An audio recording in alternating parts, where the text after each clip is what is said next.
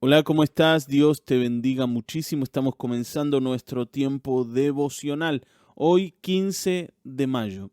El devocional de hoy se titula No provoque a ira a sus hijos. ¿Sí?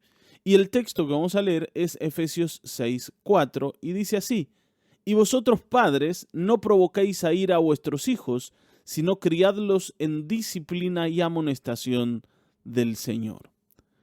Bueno, el apóstol Pablo acá nos hace una recomendación, ¿no? Y lo dice de esta manera: no provoquen a ira a vuestros hijos. ¿Qué es esto, no? ¿A qué se refiere exactamente el apóstol Pablo? ¿A no hacerlos enojar? Ustedes saben, especialmente los que tienen hijos, que los niños se enojan seguido y se enojan por muchas causas. Ahora, lo que Pablo dice aquí es que nosotros no provoquemos la ira de nuestros hijos de forma intencional, que no favorezcamos las causas por las que ellos se enojan y se ponen rabiosos. Nosotros debemos tener una, ¿no?, una manera de enseñar que no favorezca la ira, sino que favorezca la obediencia, que los invite a escuchar, que les dé la posibilidad de entender lo que tratamos de enseñarles. Pero bueno, ustedes saben que nos guían las lecturas diarias de John MacArthur, así que vamos a leer a MacArthur esta mañana. Dice: en la expresión provoquéis a ira se utiliza una palabra que en griego es parorgis. Se aplica a cada tipo de ira, desde la furia silenciosa al arrebato de indignación y hasta a la rabia rebelde. Algunos padres aplastan a sus hijos con disciplina excesiva. He conocido a padres que parecían pensar que si la disciplina es buena para un hijo, la disciplina extrema debe ser aún mejor. Otros padres provocan a sus hijos con la disciplina inconsecuente.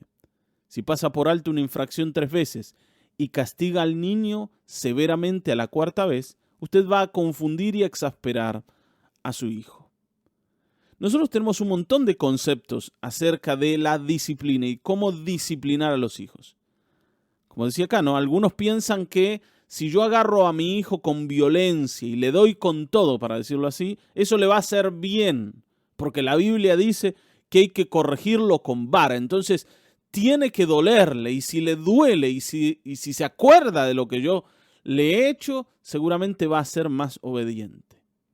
Y esto no es verdad. ¿Está bien, no? El otro día decíamos, tu disciplina no puede ser violenta. El otro día lo mencionábamos: si nosotros para corregir a nuestros hijos descargamos nuestra furia, nuestra bronca, nuestra ira sobre ellos y los violentamos, eso no produce buenos resultados. La violencia no genera obediencia. Lo único que genera es rebelión. Tu hijo no va a ser obediente porque vos seas muy duro con él. La obediencia va a tener que ver con que vos puedas corregir de la manera adecuada y justa un error que él ha cometido. Y vos vas a tener que como traerlo al camino, esa es la idea, ¿no? Que la corrección lo devuelva al camino del cual se ha desviado. Pero si mi corrección es simplemente una golpiza sobre mi hijo, ¿qué efecto positivo puede tener esto? Al contrario, hay muchos niños que crecen como niños violentos porque en su casa reciben violencia y no se vuelven mejores personas, al contrario, se vuelven peores personas.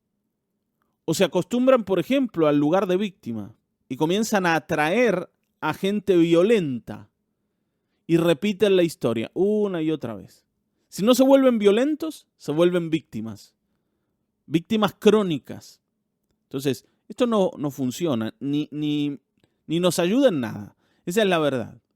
Tampoco, y aquí MacArthur lo menciona, esto de corregir a nuestros hijos de manera así como desordenada. Yo lo dejo que haga. Y 4 o 5 veces lo veo que está cometiendo errores y no le digo nada. Pero ya cuando me hartó la paciencia, después de que hizo lo mismo un montón de veces, voy y le doy, ¿no?, una paliza. Entonces, claro, él no entiende o ella, ¿no? No entiende tu hijo por qué estás haciendo eso, por qué lo dejaste antes hacer la macana y ahora lo corregís con violencia. Es como que somos padres que damos un mensaje muy ambiguo y entonces eso no le enseña a ellos a obedecer. Al contrario, para un hijo que vive esto en su casa, sus padres son, ¿no?, como una cosa indescifrable. No sé qué quiere mi papá, no sé qué espera, no sé cómo obedecerle. Y nosotros los padres debemos enseñarle a nuestros hijos cómo obedecer y cómo a nosotros nos gusta que ellos hagan en casa. Y para eso el mensaje tiene que ser claro. Tiene que ser claro. Está bien, ¿no? Algunos padres provocan a sus hijos con crueldad. Me estremezco, dice MacArthur, cuando oigo de padres que deliberadamente dicen cosas malintencionadas a sus hijos. Esta es una manera segura de aplastar el corazón de un niño y provocarle al resentimiento. ¿Cuántos padres, en vez de utilizar la disciplina física, están todo el día rebajando y basureando a sus hijos, diciéndoles barbaridades y cosas que ni siquiera podemos repetir? Pero ¿a cuántos de nosotros, por ejemplo, nos han dicho, vos sos un inútil, no sabes hacer nada, no podés hacer nada bien, no puedo confiar en vos porque todo lo que tocas lo arruinás? ¿Cuántos padres hablan de esta manera? ¿Piensan que eso estimula a los hijos a mejorar? No, eso no estimula a nadie a mejorar. Al contrario, los empuja a empeorar. Si tu hijo se equivocó y vos lo tratás de inútil y de estúpido, lo único que haces es ayudarlo a hacerlo peor. No lo estás estimulando a mejorar, a avanzar, a aprender a hacerlo bien. Sin embargo, como estamos enojados, nos sale toda esa porquería que tenemos adentro. ¿Cuánta gente va al trabajo y en el trabajo es maltratada? Y cuando llega a la casa, él es el que maltrata a sus hijos. Y hermanos, he escuchado a mamás decirle a sus hijos cosas que son irrepetibles. O papás que a sus hijas las tratan de prostitutas, que les dicen cosas terribles. Entonces, esto no nos ayuda, al contrario, produce que en nuestros hijos se asiente un rencor incontrolable, una furia que aunque no se exprese, está ahí. Claro, después nos preguntamos, ¿por qué nuestros hijos nos abandonan cuando nos volvemos viejos? ¿Por qué no tienen misericordia de nosotros que ahora estamos necesitados? Y nos decimos, ¿no?, esto de, bueno, yo los cuidé cuando eran niños y ahora que yo necesito ellos se olvidan, qué malos hijos. Miren, hermanos, aquella persona que fue tratada con amor va a tratar con amor. Y el que fue tratado con desprecio va a tender a hacer lo mismo. Y si vos te convertís en tu casa en el victimario, en el malvado, está bien, ¿no?, en la persona que les ha destruido la vida, ellos te la van a terminar destruyendo a vos. El Señor decía, todo lo que el hombre sembrar, esto también segará. Yo no puedo sembrar rencor y esperar cosechar amor.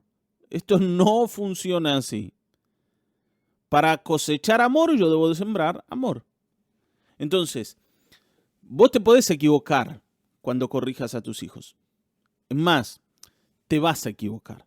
No hay nadie que no cometa errores, pero no lo hagas de manera intencional. Y si hay algo de esto que te está pasando, y si tu furia, tu ira, tu enojo está siendo incontrolable en tu casa, debes corregirlo.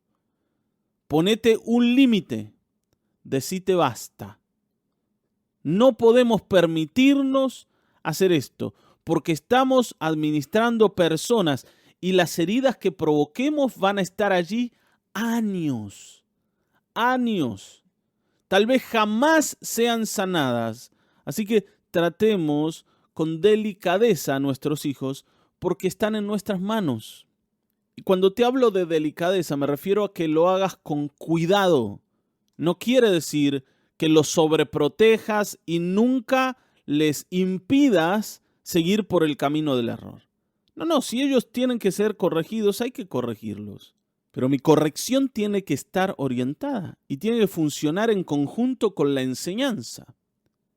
De esto también hemos hablado. Y hemos dicho que yo no puedo corregir nada que no haya enseñado antes. Si yo no le enseñé a mi hijo a hacer determinada cosa, no puedo corregir que él comete un error al tratar de hacerla. ¿Está bien? Primero tengo que dedicarme a enseñar. Mira, esto se hace de esta manera. Entonces, cuando se equivoque, yo puedo decir, no, por acá no es por acá. Por eso en el devocional pasado te decía, hay que buscar sabiduría de Dios para que nuestra corrección sea justa, certera, no un simple descargo de ira y enojo porque ellos han hecho lo que nosotros no queríamos.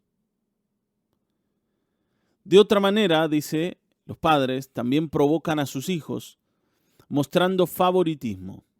Isaac favoreció a Esaú y no a Jacob. Rebeca prefirió a Jacob por encima de Esaú. El resentimiento provocado por ese favoritismo causó una división permanente en la familia. Esto lo pueden encontrar en el libro de Génesis, más o menos a partir del capítulo 25. ¿Ustedes se acuerdan de esta historia? ¿No? Isaac amaba a Esaú, dice porque comía de su casa. Entonces, claro, Esaú era como al papá le gustaba. Y el papá quería a Esaú, mucho más que lo que quería a Jacob. Ahora uno dice, pero los dos eran sus hijos. Y sí, pero vieron que nosotros hacemos esto. Como nos sentimos más cómodos con alguno de nuestros hijos, nos inclinamos a favorecer a ese niño o a esa niña. Muchas veces funciona cuando en una familia hay un varón y una mujer. Y entonces el papá tiende a inclinarse por el varón y la mamá tiende a inclinarse por la mujer. En este caso eran dos varones. Y la mamá tenía a su favorito y el papá al suyo. Esto produjo en la casa una guerra entre hermanos. Especialmente por el amor del papá, que en este tiempo era muy apreciado. El amor del papá, ¿no? Porque el papá era el que te iba a bendecir y el que iba como a abrirte caminos hacia el futuro. Y Jacob quería el amor de su padre y su padre amaba más a su hermano Esaú. Y bueno, ya sabemos la historia. Pasó lo mismo con Jacob. Jacob, aunque sufrió el favoritismo, siendo hijo, después tuvo a su favorito. ¿Se acuerdan quién era el favorito de Jacob? José. José era el favorito. Le hizo una túnica de colores y sus hermanos terminaron odiando a José. Uno dice, ¿cómo es posible? Jacob no había aprendido y no había aprendido. ¿Te das cuenta cómo el dolor provocado en el hogar permanece ahí y nos modela y nos enseña y nos provoca a cometer errores? Y volvemos a cometer errores. Y esto no mejora, empeora la situación. Entonces, salgamos de este modelo de destrucción. ¿Sí? Salgamos de este modelo. Otros padres, dice, realmente enardecen a sus hijos mediante la excesiva indulgencia. Esos padres son demasiado permisivos. Por otro lado, algunos padres frustran a sus hijos por la sobreprotección. Ellos acorralan, sofocan y les niegan cualquier medida de libertad o de confianza a sus hijos. Hay algunas de estas cosas que no generan ira inmediatamente, pero sí a largo plazo. Por ejemplo, las personas sobreprotegidas. Al principio no se sienten mal por esa sobreprotección de sus padres. A menos, claro, que sea una sobreprotección que los sofoque, que no les permita hacer ninguna cosa. ¿Vieron que hay papás que esperan tener a sus hijos en una cajita de cristal, donde nada les pase, donde nada los dañe, donde nadie los toque? Y lo único que hacen es transformarlos en inútiles. Yo sé de lo que te hablo. ¿Sí? Después, a la larga, uno se enoja con los padres. Dice, ¿por qué mi papá no me estimuló a hacer cosas que me hubiesen dado una experiencia que después, cuando me enfrenté a la vida, no tuve. Tuve que aprender las cosas a los cachetazos, porque mi mamá no me enseñó, porque mi papá no me enseñó. Claro, ellos no querían ponerme en riesgo y entonces me incapacitaron. Está bien, ¿no? Hermanos, ojo con esto, no incapacitemos a los hijos, porque esto un día ellos lo van a sufrir y ese día se van a acordar de vos, no de manera positiva. Ese cuidado excesivo no genera, ¿no? una reacción positiva en nuestros hijos, al contrario, genera también rencor y odio. Así que salgamos de ahí. Hay un montón de maneras de despertar a ira a nuestros hijos. Hemos mencionado algunas. Y hay algunas más, ¿no? Por ejemplo, esto de la presión constante para que ellos alcancen ciertos logros. Esto se ve mucho en lo académico o en lo deportivo. ¿Cuántos papás obligan a sus hijos a estudiar determinada carrera porque ellos quieren que se reciban con, ¿no? con tal título? Yo quiero que mi hijo sea médico, yo quiero que mi hijo sea abogado. Entonces lo obligo a estudiar. Por supuesto, él no quiere estudiar eso. Él quiere ser artista. No, artista no, vos vas a ser abogado o vos vas a ser doctor y te voy a obligar. Y mi hijo se siente presionado. Como me tiene miedo, sabe que no me puede defraudar. Pero tampoco quiere hacer eso. Y entonces se siente encarcelado. O en el deporte. En el deporte esto es re común. Hay algunos padres que esperan que sus hijos sean como Messi. Y claro, lo único que hacen es frustrarlos, porque ellos no son Messi. Y entonces se sienten frustrados y abandonan algo que les gusta hacer solamente porque no cumplen con la medida que los padres les imponen. Y hermanos, podemos mencionar un montón de otras causas, ¿sí? Como la negligencia, la crítica constante, la indiferencia, el desapego, la crueldad, la hipocresía, la falta de equidad, la humillación deliberada, ¿sí? Cuando vos agarrás y aplastás a tu hijo, lo haces sentir una porquería. Todo esto va en contra de lo que esperamos, si es que de verdad estamos queriendo criar a nuestros hijos para que ellos sean personas de bien el día de mañana. Todo esto va en contra de ese objetivo. Por eso Pablo dice, ustedes no provoquen a ira a los hijos, sino críenlos en disciplina y amonestación del Señor. Sean equilibrados, déjense guiar por Él. Así que tengo una pregunta para hacerte. ¿Qué medidas estás tomando para evitar las trampas en las que los padres caen cuando quieren enseñarle a sus hijos a ser obedientes? ¿Qué medidas puedes tomar para no caer en esas trampas? Para no dejar que tu ira controle la disciplina, tu enojo, tu exigencia, o tu desapego y tu indiferencia. Te dejo esta pregunta. Hoy el devocional se nos hizo un poquito largo, pero me parece que es muy importante porque estamos cuidando algo muy valioso y son esos hijos que el Señor nos regaló. Así que hagámoslo bien y prestemos atención. Yo te mando un saludo grande. Mañana nos vamos a volver a encontrar.